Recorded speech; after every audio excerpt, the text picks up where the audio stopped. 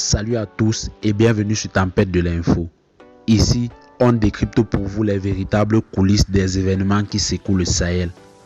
Avant de commencer, pensez à vous abonner et à activer la cloche pour ne rien rater de nos enquêtes exclusives.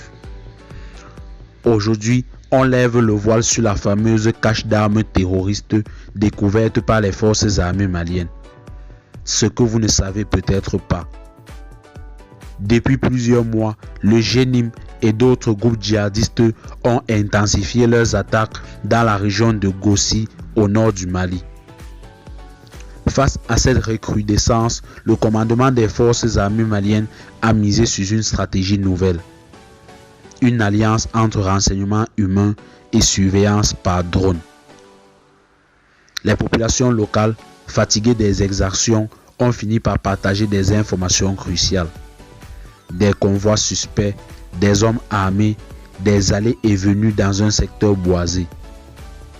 Grâce à ces indices, les services de renseignement maliens ont mis la main sur des communications cryptées mentionnant un certain site. Dans la nuit du 12 au 13 juin, deux sections d'élite des forces armées maliennes ont encerclé discrètement le périmètre. À l'aube, l'assaut a été lancé. Il y a eu une phase d'infiltration avec des soldats progressant en silence sous le couvert végétal. Puis une phase de neutralisation avec des tirs de sommation pour isoler les sentinelles. Enfin, une phase de fouille qui a permis la découverte de puits camouflés et de caches creusées sous des amas de branchages. Voici ce que les soldats ont trouvé dans ces caches.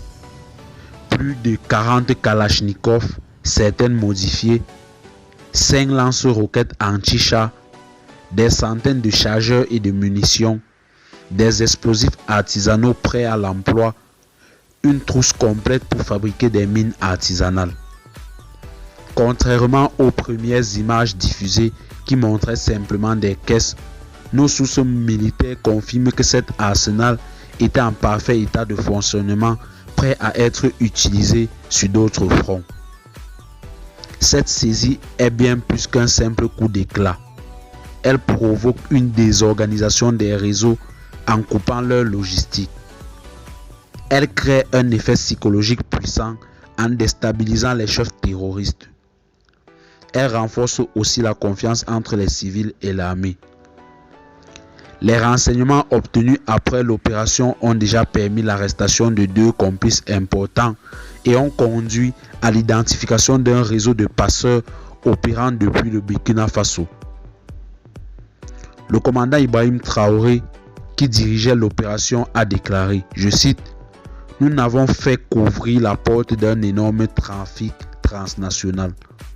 À présent, notre objectif est de faire tomber la tête de ce réseau, pas seulement ses bras. » Voilà toute la vérité sur cette opération. Une victoire tactique et stratégique qui prouve la montée en puissance des forces armées maliennes. Pensez-vous que cette découverte peut réellement inverser la tendance sur le terrain? Dites-le moi en commentaire. Si ce décryptage vous a plu, cliquez sur j'aime, abonnez-vous et partagez cette vidéo pour soutenir la vérité au Sahel. A très bientôt pour une nouvelle enquête sur Tempête de l'info.